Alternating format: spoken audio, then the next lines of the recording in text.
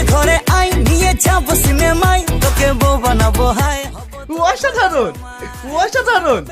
তোকে দিলাম কত ট্রাই আমার মনের বারান্দায় খাবো মাটন চিকেন ফ্রাই আরে মন তো জানে হানিমুনে দীঘা যাবো রে হয়ে গেছে।